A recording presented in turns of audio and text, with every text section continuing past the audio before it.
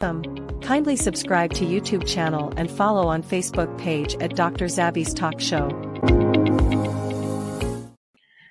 Mo kí gbogbo wa nílé lóko lẹ́yìn odi, mo kí wá pé a kú ojú ọjọ́ ṣe rí. Mo kẹ́yìn ìyá, mo kẹ́yìn bàbá, mo kí ẹ̀gbọ́n, mo kí àbúrò. Èmi ọmọ yín náà ni ayé ọpẹ́ yọ sí ọlọ́dọ̀ sí yín náà. Ní agbára lọ́wọ́ Ọlọ́run, ayé ọpẹ́ máa yọ fún wa lórí ọmọ, lórí ìdáwọ́lé wa. Òun láyé ọpẹ́ ló máa fi máa yọ fún wa. Mo kí gbogbo ẹ̀yin ìyá mi, ẹ̀yin bàbá mi lẹ́ẹ̀kan sí. Èwo la mú wá fún wa lọ́jọ́ títí òní wípé ká ṣe àgbéyẹ̀wò Yorùbá ni mí, Yorùbá ni ìran mi. A kó àtẹ̀mọ́ra, a kú àmúmọ́ra, a kú bó ṣe ń lọ lágbára lọ́wọ́ Ọlọ́run. Àwa la máa rẹ́yìn wọn, àwa la máa rí ẹ̀yìn wọn. Pẹ̀lú bó ṣe ń lọ, àwa ò ṣe é pé ìbọn èpè ti ṣẹ́ra ẹ̀. Ìjẹ̀bú fọ èpè nu ṣẹ̀, èpè ti ṣẹ́ra rẹ̀. Ibo ni ká ti wọlé? Mo tiẹ̀ gbọ́ nǹkan kan téèyàn kan lọ ń cover ibì kan. Àwọn ọ̀rọ̀ tó ń sọ, ẹ jẹ́ ká kọ́kọ́ gba bẹ̀ẹ́ wọlé ná, ká fi ṣe warm up, ká kọ́ fi ṣe exercise, ká tó wá wọ inú ètò gangan. Ẹ jẹ́ ká gbọ́ nǹkan tí brother wa yìí tó sọ, ká wá sọ̀rọ̀ lé lórí. Lóní ṣókí ni, àyàbá ni, a kàn fẹ́ sáré kí wọ́n ń bẹ̀ ní wípé ẹ ṣe dáadáa lẹ wà, ẹ kú ọjọ́ mẹ́ta. Òun la fẹ́ ṣe pẹ̀lú fídíò eré ká tó wọnú agbami ètò. Now ẹ máa bá mi ká lọ. Can you imagine that there is floods in Ring Road just by mobile at the roundabout? Can you imagine this? When they were warning yesterday that there will be flooding in Ibadan. Some people said no. They said it's a lie. You can now see they've been warned that people should stay away from waterways and that there will be flooding in Ibadan and Ogun State. And they thought they're joking. You can see, this is behind ShopRite, Ring Road Challenge. The whole place is flooded. The whole houses is flooded. You can see cars submerged. Cars are submerged. Right on Ring Road. Mo rò pé ẹ ti gbọ́ nǹkan tí brother wa sọ. Kí n tó wá sọ̀rọ̀ lé lórí ṣe jẹ́ kó máa play lọ, kí wọ́n máa dá dúró. Mo ní ọ̀rọ̀ kékeré kan láti sọ lé lórí. Now let's go again. Can you imagine that there is floods in Ring Road just by mobile at the roundabout? Can you imagine this? When they were warning yesterday, You can imagine, they were warning. Wọ́n ẹ ṣáà rí wípé ó gbé ilé, ó gbé mọ́tò. Wọ́n dẹ̀ wọ́n wọn, ibo ni kán gbé ilé yẹn sí? Ìgbà tó wọ́n wọn wípé okay, a gbọ́ ti àwọn tán pàtẹ, àwọn ilé ńkọ́? Because mi ò rò pé bóyá àwọn people yìí, you don't think before you say something. Not some things, many things pàápàá. Because ẹ ń ṣe ń sìn láti wí àwíjàre wípé àwọn tó wà ń bẹ̀ yẹn sìn ó yẹ kán ti wọnú igbó lọ. Ilé la rí lóní kòrókòró yìí. Ibi tí mo wá lọ ń bẹ̀ ni pé ó ń ṣẹlẹ̀ nílùú òyìnbó náà, ṣé kò ń ṣẹlẹ̀ ni? Ó ń ṣẹlẹ̀ ní Europe, ó ń ṣẹlẹ̀ l'Amẹ́ríkà. But ṣebí insurance wà ní? Ká tún wá mú ti insurance sẹ́gbẹ̀ẹ́ gan, ẹni tí ò ní insurance gan pàápàá gan. Tó bá jẹ́ pé irú àwọn tó ní ọjà yìí tó ń san tax, kò tiẹ̀ sí bó ṣe lè ní insurance, báwo ló ṣe ní insurance kí mò ń sọ? Kí ṣe fẹ́ fi kú wo oorun ni ó lè ṣẹlẹ̀, yes, but at the more reason títí Nàìjíríà tó máa tó fi wá worst. Because àwọn ibi tó yẹ bóyá nǹkan tó yẹ kó jẹ́ pé bóyá nǹkan bíi kó ba nǹkan bóyá bíi 10% jẹ́, ó máa ba 70 jẹ́. Torí pé kí ni kò sí kọ́tà? Kò sí títì. Ó máa rìn lọ báyìí ló máa rí lọ́sàn-án gan báyìí pé oh my God, kòtò ńlá leléyìí, báwo lẹ ṣe ń ṣe ọ̀gá? Ẹ jẹ́ a lọ jàre, ìyẹn ti mọ́ wa lára, kí lẹ fẹ́ ká ṣe sí? Oníkálukú ń lọ ni. Brother kan bóyá bí 4 years ago, wọ́n lọ sí party, wọ́n ń bọ̀. Ibi tí wọ́n gbà yẹn ń padà lọ sílé ni. Ṣé wọ́n lọ sí party yẹn tàbí wọ́n lọ síbi iṣẹ́? wọ́n lọ bì kan níbọ̀ mi rò pé bóyá no ó ṣetán níbi iṣẹ́ ni yes nurse lẹ́ni yìí ó ṣetán níbi iṣẹ́ ló ń padà lọ sílé kò sí iná ó bọ́lẹ̀ lórí ọ̀kadà ó fẹ́ gbé ẹsẹ̀ bíi méjì mẹ́ta kó wọnú ilé kòtò yìí ó ti gbàgbé wípé kòtò yẹn wà ńbẹ̀ Ọlọ́run ló sọ wípé ẹni tó ń bọ̀ tó ń rí wípé èèyàn ń lọ níwájú òun ló mọ̀ wípé nǹkan kan wọlẹ̀ síwájú yẹn òun ló pé gbàǹjarè òun ló lọgùn òun ló pariwo ó lóye oṣù tó lò ní gbòbì ó lóye oṣù tó lò ní gbòbì and that one you're on your own àní Nàìjíríà búrò ní ìṣẹ̀lẹ̀ sí mi àti yín sẹ́ẹ̀ èyí tó yẹ kán lọgun kán sọ reality wípé kán sọ fún ìjọba ẹ ṣe nǹkan tó yẹ kẹ́ ṣe ẹ wo èyí tó ṣẹlẹ̀ ní north náà ẹ wo iye tán fi gbà sí àpò ṣé ọ̀wọ́n níjọba tẹ́lẹ̀tẹ́lẹ̀ ṣé àwọn Kútọnu ò sọ pé nǹkan báyìí ń ṣẹlẹ̀ ìgbà tí àwọn staff tán lọ wò ṣèbọn sọ pé kò sí nǹkan kan ni ẹ̀yin wá ń blame aráàlú ń sìn bọ̀dá mi mo ń bẹ lọ́wọ́ pé kọ́lọ́run jẹ́ kẹ́ lè rí fídíò torí ọjọ́ mi ni. Today that there will be flooding in Ibadan. Some people said no. They said it's a lie. You can now see they've been warned that people should stay away from waterways and that there will be flooding in Ibadan and Ogun State. And they thought they're joking. You can see this is behind ShopRite Ring Road Challenge. The whole place is flooded. The whole houses is flooded. You can see cars submerged. Cars are submerged. Cars are submerged. A ní ìlú fúnra ẹ̀ ti wọlẹ̀ already. Ìlú fúnra rẹ̀ gan wà lábẹ́ omi. Ìlú fúnra rẹ̀ gan ò sí nínú ayé. Alẹ́ yìí tó ṣẹlẹ̀ ní north. Ẹ̀yin tẹ́ bá ka news yẹn, ẹ̀yin tẹ́ bá follow ẹ̀ up. Ṣọ́wọ́n ọ̀nà ìjọba tàbí ọ̀wọ́n ọ̀nà àwọn government, àwọn governors, ṣọ́wọ́n ọ̀nà wọn wípé nǹkan báyìí omi báyìí máa yá o. Kò dẹ̀ ṣe ń ṣẹlẹ̀. Ẹ wá wo iye tán fi gbà lọ́wọ́ Ọ̀tẹ́dọ́lá, lọ́wọ́ Tinubu, lọ́wọ́ ìyàwó Tinubu, lọ́wọ́ ẹ wo iye tán fi owó yẹn wo nǹkan tán fi gbà.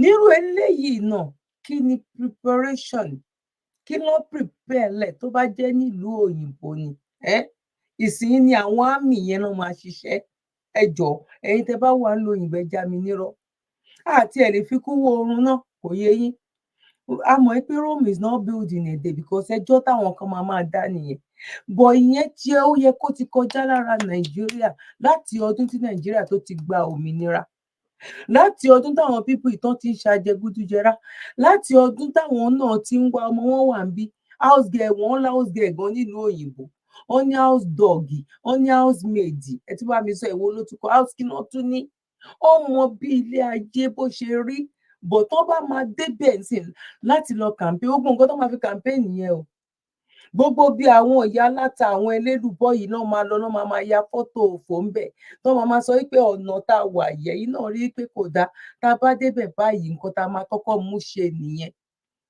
ti Nàìjíríà ni mo gbọ́ ni mo ti kọ́kọ́ rí ní orí Arise TV ló ti interview èèyàn kan pé bí ó tún ṣe wíkẹ̀dì tó wọ́n ní tẹ́ bá tó má ti gbé contract fún yín wípé kẹ́ lọ ṣe títì ẹ lè believe pé tẹ́ bá sọ wípé ẹ fẹ́ ṣe àwọn tí ò bọ́ sí lọ́wọ́ ṣe mọ̀ pé bí èèyàn méjì èèyàn mẹ́fà náà jọ máa le àwọn tí ò bọ́ sí lọ́wọ́ yẹn tó bá tún wá di lóru tíṣẹ́ yẹn fẹ́ tán ló tún máa lọ fún àwọn èèyàn lówó wọ́n máa lọ wú ọ̀nà yẹn wọ́n máa lọ bàjẹ́ mi ò gbélé rí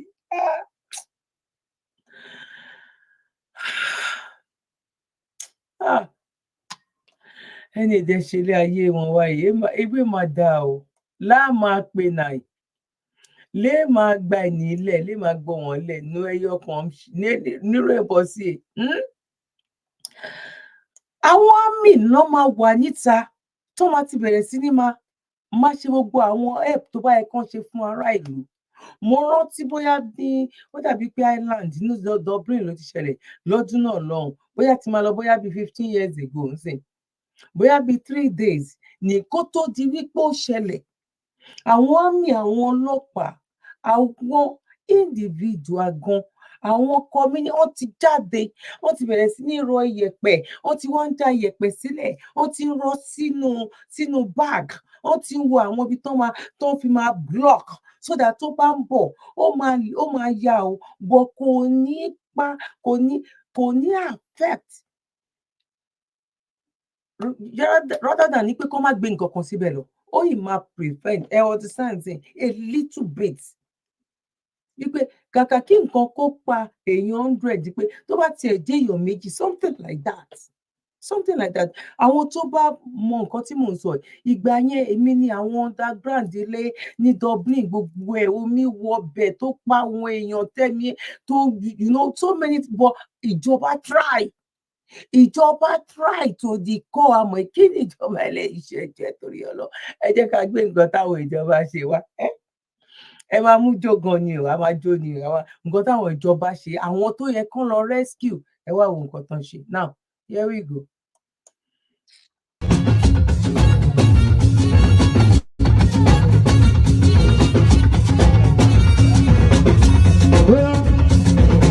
Police officer, owó yìí dà. Ẹ jẹ́ ká lọ fún ọ yìí o.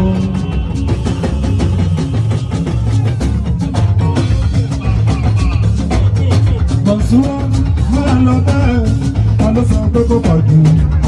Ó ti kọ̀ọ̀kan wọ́pọ̀.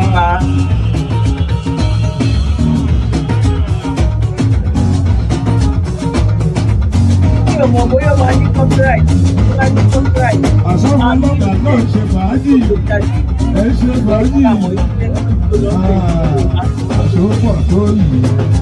Aṣọ lágbẹ̀dọ̀. Àṣọ́pọ̀ tó yìí.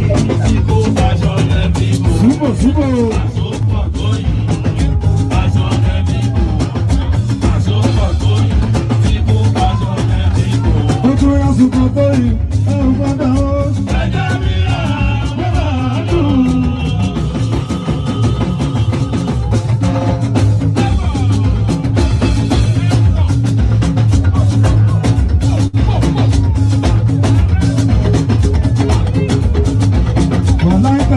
Àwọn ọlọ́pàá wọn ń jó jù wá lọ. Ẹ̀yin ọlọ́pàá ṣe ń tún fún yín lórí kékeré kan ó yá. Lọ́súra ní ìkọrin wípé everybody ń jọjọ́ mú sí ìdíjú. Ó yá kábò jókòó dáadáa aláàmúṣà nfààní o. Káwọn má torí burúkú rárá kò máa káwọ́ dáadáa. Ọlọ́mọdé rí jọ̀gbọ̀n. Ẹ̀fì sílẹ̀ ìlẹ́yìn, iwájú, kí bọ̀rọ̀ bì, òbòrò òbísí, ó lásẹ̀ lónìí, fọ́kìn, ṣé ó dọ̀rọ̀? Iwájú, ẹ̀fì sílẹ̀ ìlẹ́yìn. Ojú mi ló gbó, ẹ̀yin ọlọ́pàá, ó yá, ẹ̀jẹ̀ bàlàbàlà, ìbọ̀lọ̀bọ̀lọ̀, ìrọ̀lẹ́lẹ̀ máa ń wẹ̀.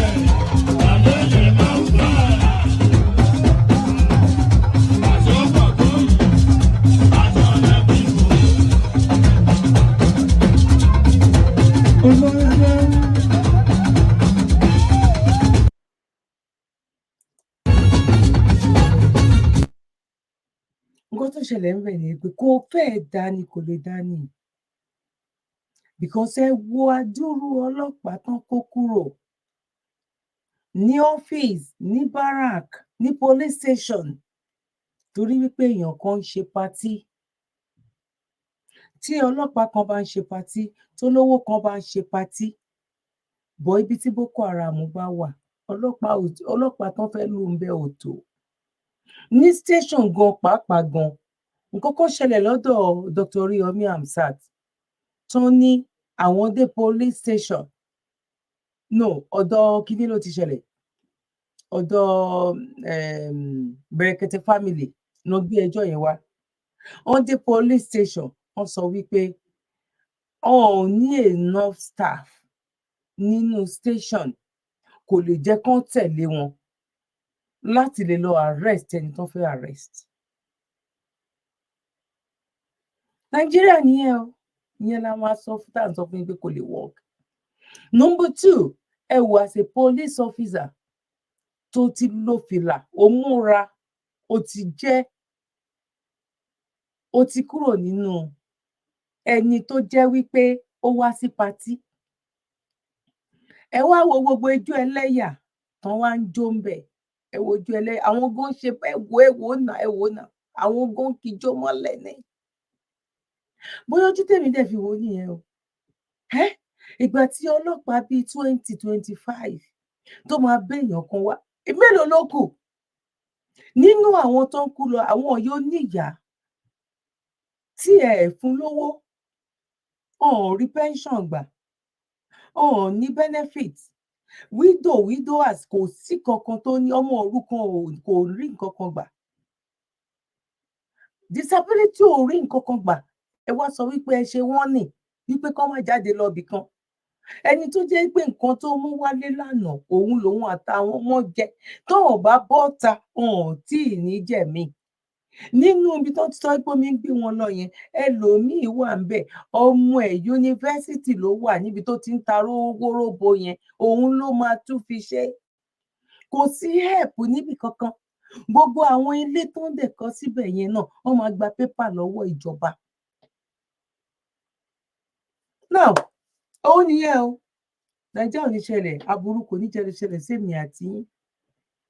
Gbogbo àwọn ibi tó yẹ kán sọ̀rọ̀ sí wọ́n ti wọ́ọ̀nù wọn, àwọn ò rí ìgbésẹ̀ tó dáa láti lè gbé step ẹsẹ̀ lé lórí. Tán bá máa sá ní Rome is not built. Eléyìí ti kọjá, in short, nǹkan kan ò lè build bí òun ṣe wípé kóníkálukú ṣe kí ni? Tóníkálukú bá dá dúró, oníkálukú á lè mọ bó ṣe máa tò. Ó ti tóbi jù, ó ti pọ̀ jù. Àyàfi tẹ́ bá lo president 8 sí ọ́fíìsì kan náà pé wọ́n mójútó south, west, east, gbogbo ẹ̀. Òfurufú gan, wọ́n máa ní president tó máa mójútó. Ilẹ̀ tí ò dẹ̀ lè ṣẹlẹ̀, tí ò lè work. Tó bá jẹ́ pé president ẹyọ kan lẹ ṣì ní Nàìjíríà, àní bàbá Bọ́lá Ahmed Tinubu sẹ̀ kó sọ di champagne, the most expensive champagne in the whole world. Ẹni tó bá débẹ̀ lẹ́yìn tí ẹ máa bàjẹ́ ni. Gẹ́gẹ́ bó ṣe jẹ́ pé wọ́n fi kan kẹ̀kan. Ṣé tún mọye tí dọ́là jẹ́ lọ́jọ́ títí òní?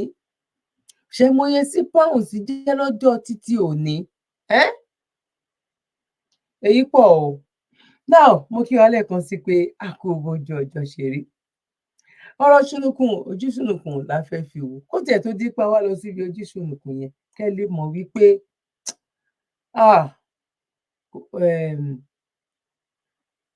bíbí ire, Ìjẹ̀bú á ní bíbí ire, ọmọ bíbí ire, rántí orúkọ ẹni tó ń ṣe. Bíbí ire ò ṣe é fowó rà, ìyẹn ti dájú. Ìyẹn ló máa fà á tó máa jẹ́ pé lórí social media gan, pàápàá gan, pẹ̀lú bá ṣe ń wò káàkiri gan, wàá ti mọ ẹni tó jẹ́ pé eléyìí tó orúkọ ẹbí ṣe.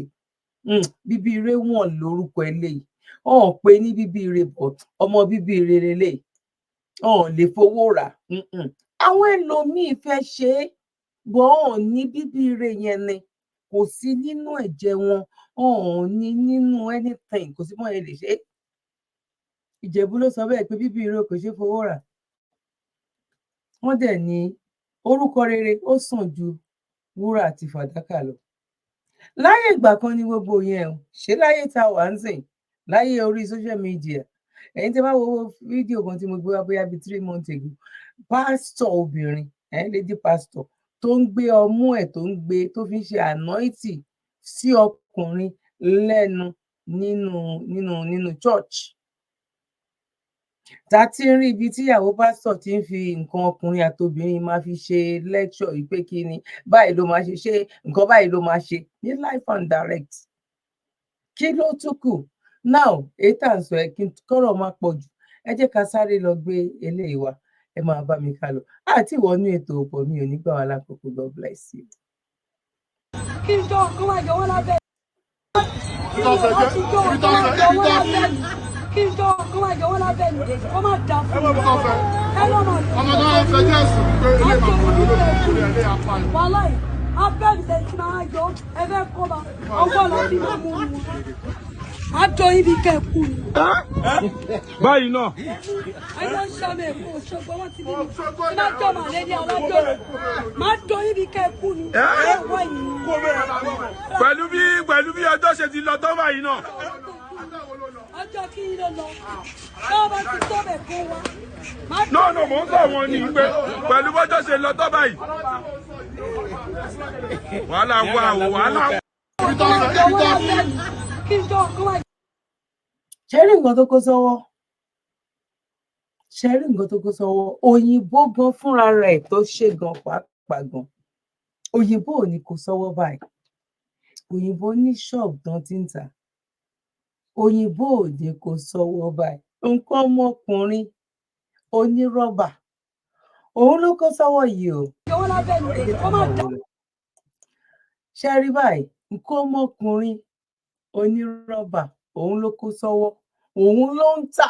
Òun ló ń ṣèpolówó. Tó rọra ń tà ní tiẹ̀. Tó dẹ̀ rọra ń lọ ní tiẹ̀. Nǹkan ọmọkùnrin onírọ́bà.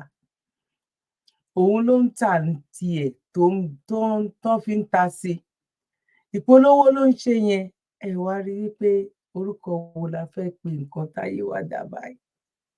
Àti wípé ayé Áfíríkà tó dá bẹ́ẹ̀ ni wípé irú ẹni yìí á máa wò wípé kàkà kékú má jẹ sèsè tàbí á máa fi ṣàwàdànù ni. Ṣé kóun lọ jí ọmọ ọlọ́mọ gbé? Kán bá ọmọ lọ́wọ́ òun kan sọ wípé òun lọ ń ta ọmọ ọlọ́mọ. Ṣé kò wá ní sàn ju wípé kóun ṣe léyìí? Ṣé kò better than that? Ìgbà tó dé in short, mi tiẹ̀ mọ nǹkan tí mo lè sọ. Mo kàn ní kí n gbé wá náà ni wípé because irú ẹni yìí tó bá yẹ pé ó níṣẹ́ or tó tiẹ̀ jẹ́ pé ó ní disability tó jẹ́ wípé wọn lè fún ní much but ìjọba ń contribute sínú life ẹ̀, ó lè má sún dérú nǹkan báyìí. Ibi tí mò ń lọ nìyẹn. Ó lè má sún dérú nǹkan báyìí. Bó dẹ̀ ṣe wáyé náà dẹ̀rẹ́, ó lè lè tó máa rí nínú ẹ̀. Ẹlòmíì máa pe lọ sí kọ́nà tó máa ra nǹkan tó máa rà. Ẹlòmíì máa ti mọ́nú ilé ẹ̀. You know, it's different way ló ti lè ta nǹkan ẹ̀. Bọ̀ kó tó wá kó sọ́wọ́, máa lọ lórí títì máa ṣèpolówó. Ẹ̀rí pé ó ti wá kọjá bẹ́ẹ̀. Bóyá ojú tí mo dẹ̀ fi wò ó nìyẹn o. Bóyá ojú tí mo fi wò ó nìyẹn. Ojú tẹ̀yin bá mi tẹ́ bá ti fi wò ó, ẹ jọ̀ọ́ ẹ bá mi fi sínú comment section. Ojú tẹ́ bá fi wò ó. God bless you. Now, ẹ jẹ́ ká lọ sí orí ètò láì má gbára wa lákòókò wípé àwọn tá a sọ wípé àwọn wo ló ba ìlú Nàìjíríà jẹ́. Àwọn wo gangan náà wà ní wípé wọn ò fẹ́ jẹ́ ká bọ́ nínú oko ẹrú. Ìyẹn lè máa fi hàn wípé òjò ní èmi ní ìbéèyàn ọkàn ṣùtà. Òtítọ́ ọ̀rọ̀ kò ní kán má sọ òun. Now let's go there. Oh my God, kí mo tẹ̀. All the luxuries your sons enjoy. One of them very rude. Your son took a contract. If 8 billion, maybe he paid, is it 80 million or 800 million as tithe to you? And then he abandoned the contract. Because if he doesn't pay tithe, he will go to hell, so he has to pay. He abandoned the contract. And when the law came up, he ran to court. Does he have common sense? Does he have self-respect? Any person will have gone to the House of Assembly to defend why he had not finished the contract after they had reviewed. Tell them that I will complete the contract. But I suspect he sold it to somebody who said nothing can happen. Because you people control this country. You control our spirits. You control our souls. You control our brains. You control our money. You control our politicians. And you'll be pretending as if you are very humble. You talk as if you cannot kill a fly. Talk as if you cannot kill a fly. Your son ran to court Most probably, your members are in charge of that judicial premises. Got an injunction restraining EFCC, Inspector General of Police, Deputy Inspector General of Police, House Kaduna State House of Assembly, and all that. Can you imagine the disgrace you have brought to the body of Christ? Instead of repenting, it's like Ananias taking Peter to court. It's like Satan suing God. It's embarrassing. And that's how most of you are. Very, very deceptive. You talk from this corner of the mouth and this corner of the mouth. I said in the beginning of this year that the mighty wind will blow and Tolo Tolo Yash will open. And that we will face reality. Many of you don't care about this nation. You have houses overseas. You have permanent residences for your children. One jobless fellow said that my son is married to a white woman because of visa and I attacked general overseers. My son went there as a professional, as an expatriate in that business, in that place. Went there as an expatriate. You sit here and be defending those who ruin your economy. It's tragic. And there are many of them. They run around politicians. That is in Kaduna State. How many contracts will he have had in a Lagos State that he might not have done? Is it not possible he had in Oyo, Ondo, Ogun, Oshun, Kwara, and all over the place? And then all these small pastors that don't know anything, they'll be fasting like because you told them to fast. They will be shaking their head like concrete mixer. They'll be falling down and standing up as if they have grand mal epilepsy. Baba, some of us are very sad. Very, very sad. Very disappointed, Baba. We are disappointed. I know you have 8 billion. Go and refund it to Kaduna State. Refund it. Refund it. That's obtaining under false pretenses. Same thing as Yahoo Yahoo. Go and return it. Who will take church pastors seriously? I just imagine how many contracts. Maybe that's why they took EFCC chairman from your church, so that nothing will be said. How can we complain about Yahaya Bello when pastor's son is liable? When pastor's son is misusing the courts to defend himself? Those who come to equity must come with clean hands. Baba, problems are not spiritual. Problems now be the problems. Problem is from you, the leaders. Leaders. My generation and those of you older than me, you are people. People. You come with your own decree, touch not my anointed.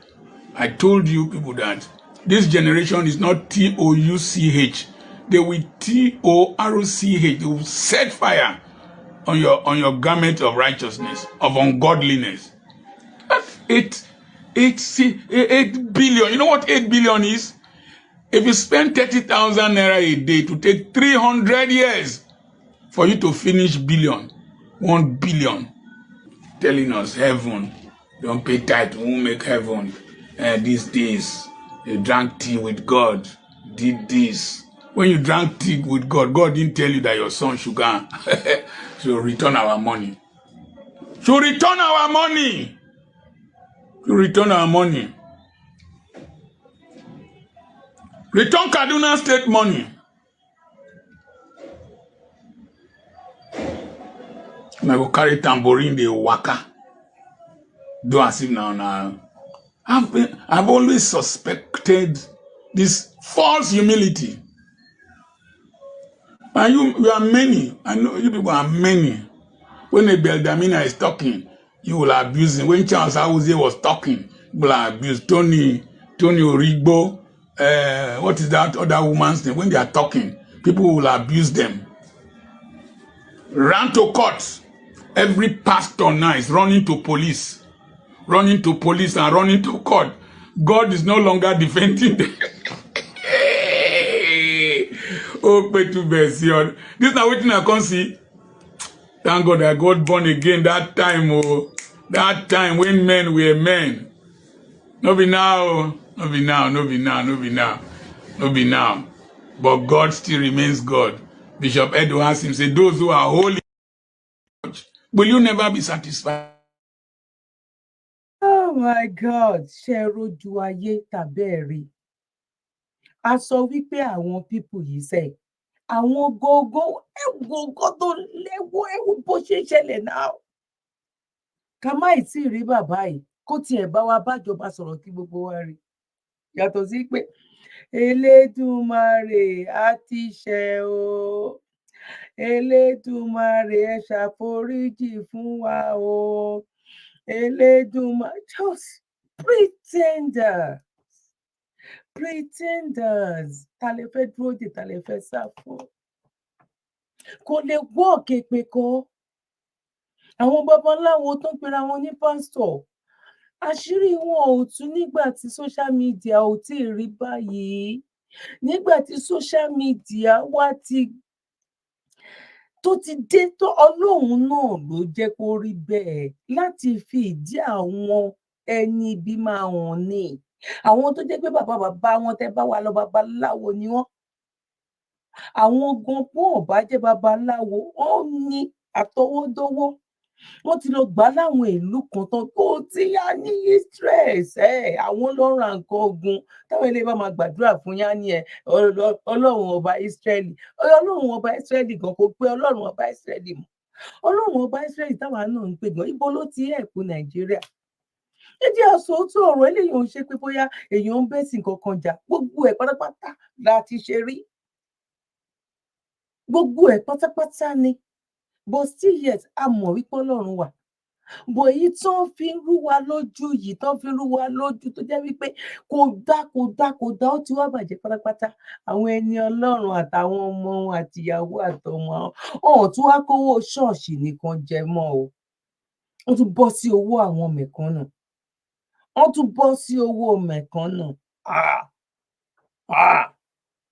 Gbogbo nǹkan tó ń ṣẹlẹ̀ yìí, ojoojúmọ́ ló ń jẹ́ àwọn the normal responsible fún níwájú Ọlọ́run.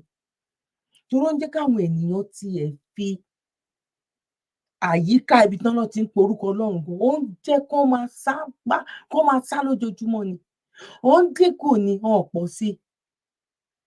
Èmi dẹ̀ ti sọ wípé tó bá máa yá way of life tóyìnbó padà sí, òun ni Áfríkà náà máa padà lọ. I'm telling you, way of life tóyìnbó padà sí. Toróyìnbó tó padà sí way of life gan, tó fi bẹ́tà wa gbọ̀nràn ni. Àwọn náà ní tiwọn lọ́wọ́ ọgbọ̀n kò wọ́ọ̀tì tó àwa tá sọ wípé ọmọ Ọlọ́run ni wá, ìránṣẹ́ Ọlọ́run ni wá, à ń gbóhùn Ọlọ́run, à ń ríran, à ń everything lálá ní agbára yẹn. Bó kàkà kó dá, ó ń bàjẹ́ nílùú yẹn ni. Kó ní kálukú lọ. Ó nìkan lọ̀rọ̀ yìí ló lè fi ṣẹlẹ̀. Ó nìkan lọ̀rọ̀ yìí ló lè fi níyanjú. Ó nìkan lékú lè ké bí eku, tẹ́yẹ lè ké bí ẹyẹ. Ẹ jẹ́ a gbọ́ nǹkan tí Dr. Damilola, ẹ jẹ́ ká gbọ́ nǹkan tó sọ. To reverse the clock of time, because this building is a waste. We only gather here on Sunday. Monday to Saturday is empty. Nobody is using the space. We could have been making money here all the week long, and on Sunday we use it for 5 hours and rent it out the rest of the day, still making money. And then we use the money for television broadcast. We use the money for radio broadcast to push the message to the people that Jesus wants to live inside. Because he's not living here. Jesus is not living inside this building. Jesus only came into this building when we came. When we leave now, Jesus is out of this place. I feel like I'm teaching here. Wow.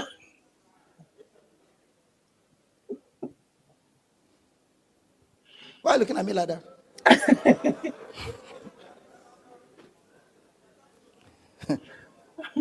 Somebody said, don't break that table. Not only break, I will burn it to ashes. He doesn't live in buildings. He doesn't live in buildings. For the first 1,000 years of the church, go and study church history, there was no building called church. For the first 1,000 years of church. So buildings called church are our innovations. Because from the book of Acts right to 1,000 years of the church of Jesus on earth, nobody owned a building called church. They went to the synagogues. They went to the temple, which were public spaces like town hall. Like town hall. They met there on Saturdays, and after that they left. And the synagogue was used for other things. Have you not read where Jesus came and they were buying and selling inside? So that means the synagogues were used for buying and selling when it was not Sabbath. So why did Jesus drive them? Because he was teaching a lesson. He drove them to say, look, a place called the church is not a place for merchandise. Buy bangle, buy olive oil, buy holy water, buy holy salt, buy holy rice. Dr. Gabriel, is it not me and you that went to Uganda? They told us that their church is selling holy tomatoes, holy rice. If you buy any rice in that town that is not from that church, it's not holy. So everybody is buying holy rice in bags, holy tomatoes in bags. Business center. You can imagine in Uganda. Africa. Oh my God. My house shall be called a house of prayer for all nations, but you have turned it into a den of thieves, a place of merchandise. I'm teaching good.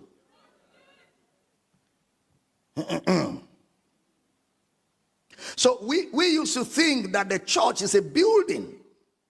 So somewhere in your mind, you may not really know what the ecclesia is. And you know, most of us, what we have are the things we used to know.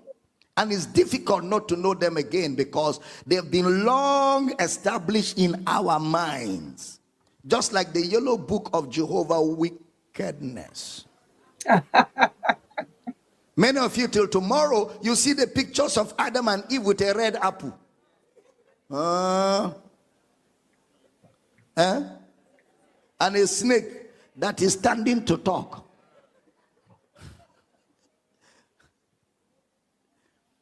You see, how Moses broke the 10 commandments. All in that book. Teaching good. And so for some of us, that formed our theology. So when Abel Damina says, there was no tree and no eating in the garden. Yeah, Jehovah Witness picture. Comes back to your mind, you say, Damina, heresy. Oh my God. Ṣé rí wípé nǹkan tá à ń sọ, òun náà ni gbogbo ayé náà ń sọ ń sìn. Wípé gbogbo ibi ni Ọlọ́run wà. Àwọn pípù yìí kó lẹ̀ láti ṣe business ni. Business center. Òun ni. Ẹ tún rí àwọn bàbá wa nínú Olúwa. Wọ́n bá máa wá sọ tán. Àwọn bàbá dúdú kówó jẹ, Ìgbòho kówó jẹ, bàbá Akíntóyè kówó jẹ, kíní kan kówó jẹ, tàmẹ̀dù kówó jẹ. Èló lẹ kó fún gbogbo? Èló lẹ kó fún bàbá Akíntóyè? Àwọn tán dúró tì wá tọkàntọkàn. Ẹ wá wo àwọn tán dúró tì wá wípé ó ti di dandan kí ọ̀tá wa kó sínú kòtò. Ìgbòho tó filé àtọ̀nà ẹ̀ tó fi sílẹ̀, ìyàwó, ọmọ, property gbogbo ẹ̀. Bàbá Akíntóyè tó kúrò ní Nàìjíríà wípé òkè, nǹkan tó ṣẹlẹ̀ sọ́mọ yìí ó ṣẹlẹ̀ sí gbogbo wa ni. Tó ṣẹlẹ̀ sí ìran Yorùbá ó ṣẹlẹ̀ sémi náà ni. Wọ́n tún bú bàbá Akíntóyè náà ni. ẹ wá wo àwọn tá a wá tẹ wálẹ̀ gbójúlé níbi táwọn kan tún ti ń pe Chief Sunday Igboho pé ó ń kó wọn lọ ẹlẹ́bọ ni wọ́n fẹ́ kó wa lọ sẹ́tọ̀ ẹlẹ́bọ ni wọ́n fẹ́ kó wa lọ máa bọ igi ni wọ́n fẹ́ kó wa lọ máa bọ ọ̀pẹ ni àwọn eléyìí nǹkan kí ló ń bọ àwọn tá a gbé wàyà àwọn tá à ń sọ yìí ibo ló ń kó wa lọ ibo ló ti kó wa dé. Ta wá ló lè báyìí o ẹjọ́ ta ló lè o ta wá ló lè o ta ló lè ta ló yẹ ká máa sọ̀kò fún. Ìgbòho mà bọ́ta ó mà pariwo ẹ ti gbàgbé lọ́jọ́ kìíní àná tán ní kí Ìgbòho ebi ìtara náà ló bá Chief Sunday Igboho nígbà náà lọ ẹ mọ̀ gbà tọ́rọ̀ yìí ti wà ní ẹ̀ṣẹ̀ wá sí mi lọ́kàn ní tí nǹkan kan ṣẹlẹ̀ sí bí bàbá Adébóyè ń gbà yìí tán ní Chief Sunday Igboho ń bu tó jẹ́ pé ìkanra ní Chief Sunday Igboho kan fi sọ̀rọ̀ ìpá nǹkan tó ń bọ́ ọmọ Yorùbá yẹn bàbá yẹ ẹ̀ sọ̀rọ̀ àṣírí òde títí tó yìí ń gbà yìí àṣírí ò tí ì tú tó yìí ń gbà yìí àṣírí ò tí ì tú tó yìí ń gbà yìí. Táwa lẹni tá a fẹ́ sọ̀kò fún ta ló yẹ ká wá sọ̀kò fún báyìí ta ló yẹ ká ṣa òkò bọ́ òkò yẹn ò lè fẹ́ bá wọn mọ́ torí àwọn tún ń lo private jet private program yìí ó máa ní part 2. Àṣírí kan náà tún wà tó jẹ́ pé àṣírí ńlá ni ó máa ní 2 ìmíì ó máa tẹ̀lé lẹ́yìn kẹ́ lè mọ̀ wípé àwọn wo ló ń ba ilé ayé jẹ́ àwọn wo ló fẹ́ tì wá sínú kòtò ní òye live and direct kán dẹ̀ máa da iyẹ̀pẹ̀ bò lórí àwọn wo ni òun là ń bá lọ báyìí àdẹ̀níbakú a máa yé ni a máa bá lọ a máa wọ́n sọ wọ́n ti pẹ́ tí mo ti ń sọ aláwọn ìjọba yìí nìkan kọ́ sẹ̀ gbogbo àwọn men of God aláwọn náà lè jẹ́ kó jẹ́ wípé ẹ máa mọ kí ló ń ṣẹlẹ̀ nínú àkáǹtì church kí ló ń ṣẹlẹ̀ nínú àkáǹtì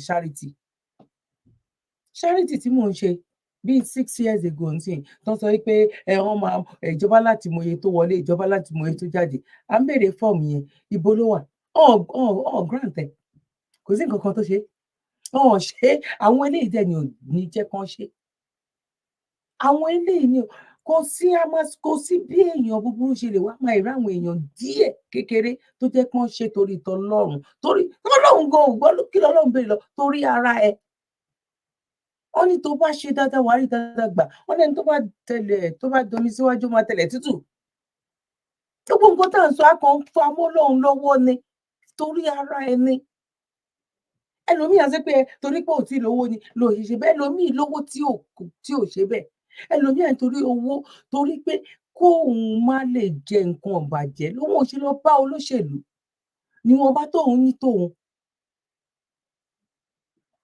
ó wàá kó yín tí ó kí gbogbo ẹ̀yin tẹ́ ń bá wa dá sọ̀rọ̀ charity wa account number wa ló ń lọ nísàlẹ̀ yẹn ẹ jẹ́ bá wa dá sí ẹni tó lọ́wọ́ bá gun ogun nǹkan tó ń ṣẹlẹ̀ ní Nàìjíríà kókó lọ́hùn kó ṣàánú gbogbo wa náà la kókó mọ̀ àti ẹ̀mọ́ pé àwọn ẹbí ara wa gan pàápàá gan kó lọ́hùn kó ṣàánú bẹ́ẹ̀ náà ni àwọn tí ò lé níyàn ń kọ́ àwọn tí ò léèyàn kankan tó jẹ́ pàwá yìí náà òun náà ń wò wọ́n lẹ́ni tó bá ń wò lókè ìwọ náà máa wo ẹni tó wà níwájú tó tún wà lẹ́yìn tó a bá wo ẹni tó wà níwájú ẹ pé mo fẹ́ tó lè ní mo rí Ọlọ́run ǹgbọ́ tá a bá ń wo àwọn tó wà lẹ́yìn ipa ṣebí èmi náà mo tún wà báyìí àwọn èèyàn kan náà ti jẹun alẹ́ àná a máa rọ́pẹ́ tó dáa a máa rí ṣe fún Elédùmarè mo bẹ̀ wá ní àkáǹtì nọ́mbà náà òun ló ń lọ yẹn Tabby Life Silver Foundation FCMB ní agbára lọ́wọ́ Ọlọ́run ojú òní tì wá God bless you.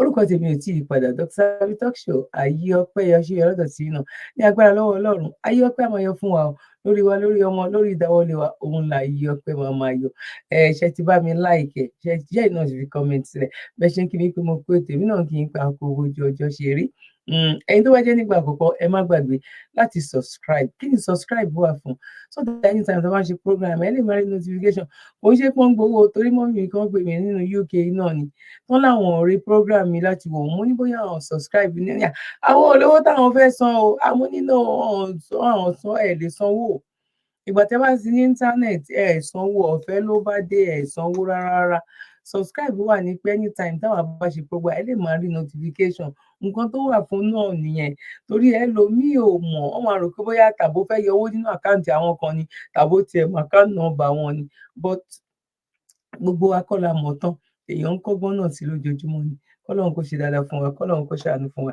ẹ bá wa ṣí ètò ẹ bá wa fi àwọn ojú olè ẹ bá wa fi máa hàn wípé àwọn eléyìí àwọn lajẹgúdújẹrá àwọn náà ló jẹ́ ká kúrò nínú oko ẹrú àwọn náà wà nídìí ọ̀rọ̀ wa àwọn tó wà nídìí ọ̀rọ̀ wa àwọn leléyìí kọ́lọ́run kó gbà wá lọ́wọ́ wọn lágbára lọ́wọ́ Ọlọ́run ojú òní tiwa àjọ àwa gbà. God bless you ma, God bless you sir. One love, bye for now. You're welcome. Kindly subscribe to YouTube channel and follow on Facebook page at Dr. Zabby's Talk Show.